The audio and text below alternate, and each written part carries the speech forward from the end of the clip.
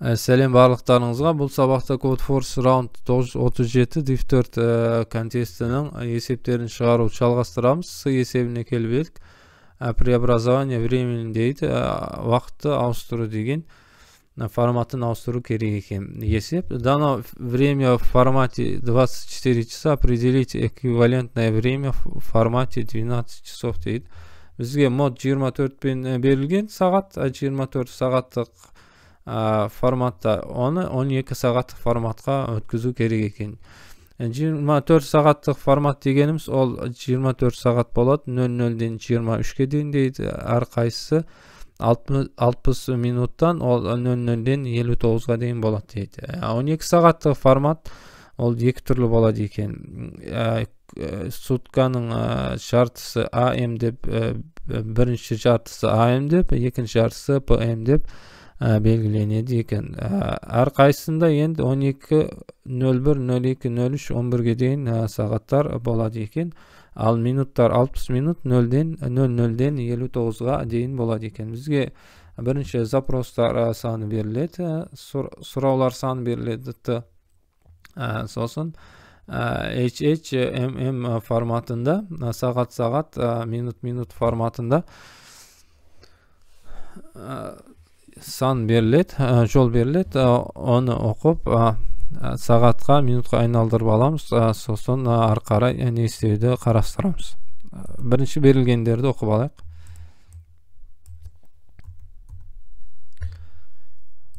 Бізге сағат пен минут беріледі, сағат пен минут.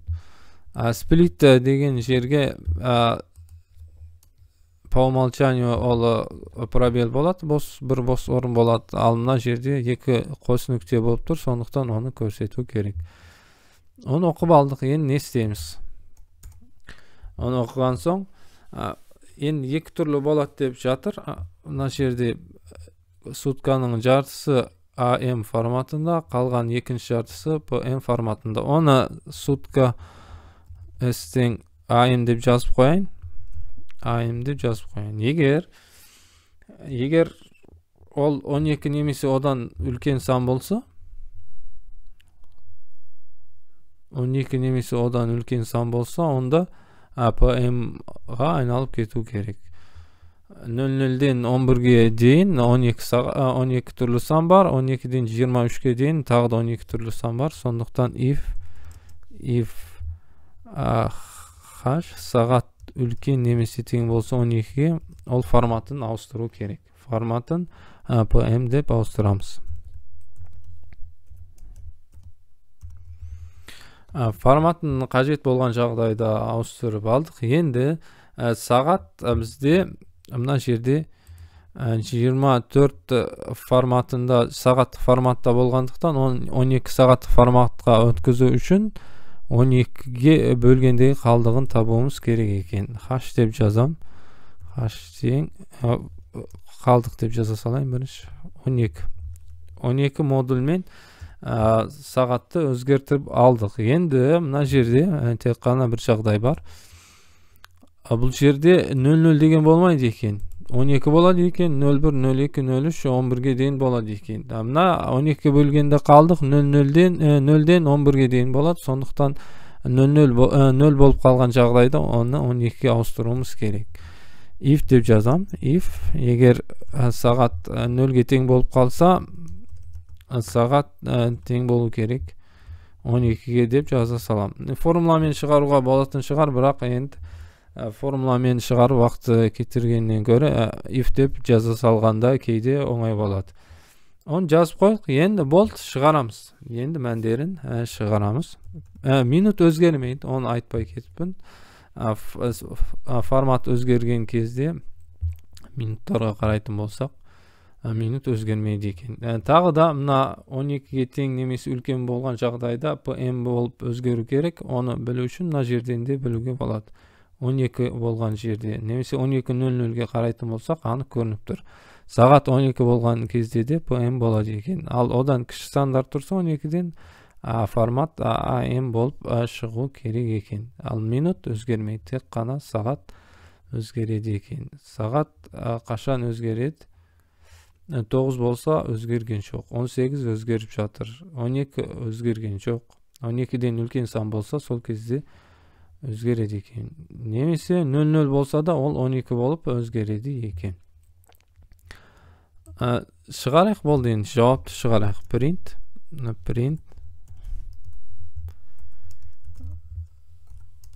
Бірінші сағаттан бастап шығарамыз. Енді сағат форматын көрсетіп қойған.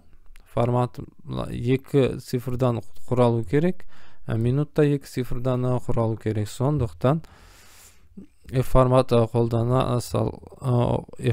қолданайық. Және ол нөлдермен толтырудың әдіс тәсілдері көп. Zero fill деген бар. Нөлдер мынаның ұзындығын мынан S-терге айналдырып алып, ұзындығын есептеп, ұзындығы 2-ден кіші болса, оған 0 қосып жібер деуге де болады. Adjust деген функция бар. Әртүрлі жолдар бар екен. Ондай S-термен жұмыс істейтін әртүрлі жолдары бар екен. Енді бірақ ең оңай жолы мына жерде 10-ға бөліп, бүтін бөлігін ала салған, және 10-ға бөлгендегі қалдығын ала салған ыңғайлы болады екен. Екеуінің арасында қос нүкте тұру керек, және мына жерде S тұру керек, я. Пробел қалдырып, мына жерге S деп қоя салам. H 10-ға бүтін бөліп жіберсем, басында мысалға 3 болған болса, 3-нің ішінде 10 жоқ, 0 шыға салады мына жерге. Мына жерге қалдығы деп жазамыз, 10-ға бөлгендегі қалдық. Минутта да солай. Минут 10-ға бүтін бөліп жібереміз. Минут 10-ға бөлгендегі қалдықты аламыз. Сонда 2 таңбалы болып шығады екен. Тексеріп көрейік енді мынаны.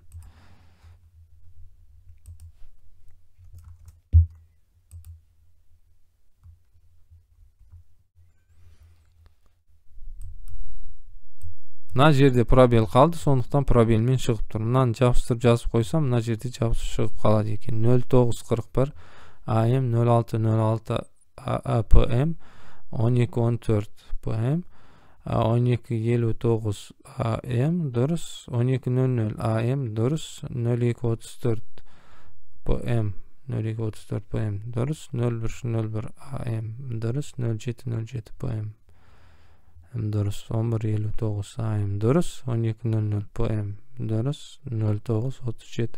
Барлық жағдайлар қарастырылған сияқты мына тестте. Тексеруге жібереміз.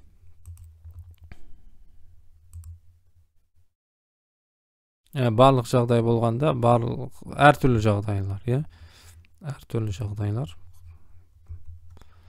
қарастырылған сияқты.